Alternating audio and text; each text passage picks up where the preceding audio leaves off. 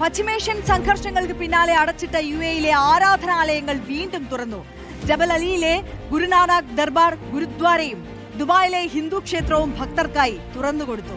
അബുദാബിയിലെ ബാബ്സ് ഹിന്ദു ക്ഷേത്രത്തിൽ ഈ മാസം 14 മുതൽ സന്ദർശകർക്ക് പ്രവേശനം അനുവദിക്കും. സംഘർഷാവസ്ഥയ്ക്ക് അയവ് വന്നതിന് പിന്നാലെയാണ് താൽക്കാലികമായി അടച്ചിട്ടിരുന്ന ആരാധനാലയങ്ങളിൽ വീണ്ടും ഭക്തർക്ക് പ്രവേശനം അനുവദിച്ചു തുടങ്ങിയത്. ജബലലിയിലെ പ്രശസ്തമായ ഗുരുനാനാക്ക് ദർബാർ ഗുരുദ്വാരയും ദുബായ് ഹിന്ദു ക്ഷേത്രവും ഭക്തർക്കായി തുറന്നതായി ഭാരവാഹികൾ അറിയിച്ചു. ഇന്നലെ മുതൽ തന്നെ ദുബായിലെ ഹിന്ദു ക്ഷേത്രത്തിൽ സേവനങ്ങൾ പുനരാരംഭിച്ചു. രാവിലെ 6 മണി മുതൽ വൈകിട്ട് 6 വരെയാണ് പ്രവർത്തന സമയം. സന്ദർശനത്തിന് മുൻപായി ഭക്തർ ഔദ്യോഗിക ചാനലുകൾ വഴി വിവരങ്ങൾ കൈമാറണമെന്ന് ക്ഷേത്ര ഭാരവാഹികൾ അറിയിച്ചു. പുതിയ സമയക്രമം അനുസരിച്ച് ഗുരുനാനാക്ക് ദർബാർ ഗുരുദ്വാര രാവിലെ 6 മണി മുതൽ വൈകിട്ട് 6 വരെ പ്രവർത്തിക്കും. എന്നാൽ വൈകുന്നേരം 5:30 വരെ മാത്രമായിരിക്കും സന്ദർശകർക്ക് പ്രവേശനം അനുവദിക്കുക.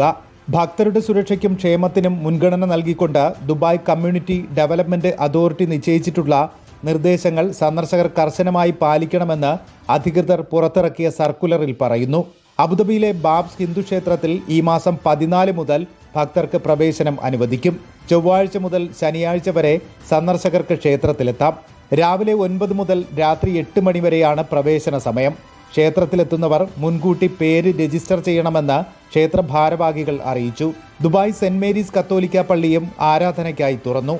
എന്നാൽ സുരക്ഷാ മുൻകരുതലിന്റെ ഭാഗമായി കർശന നിയന്ത്രണങ്ങൾ നിലവിലുണ്ട്. പള്ളിയുടെ വെബ്സൈറ്റ് വഴി ഓൺലൈനായി രജിസ്റ്റർ ചെയ്യുന്നവർക്ക് മാത്രമേ പ്രവേശനം അനുവദിക്കുകയുള്ളൂവെന്ന് അധികൃതർ വ്യക്തമാക്കി. Reporter, Dubai.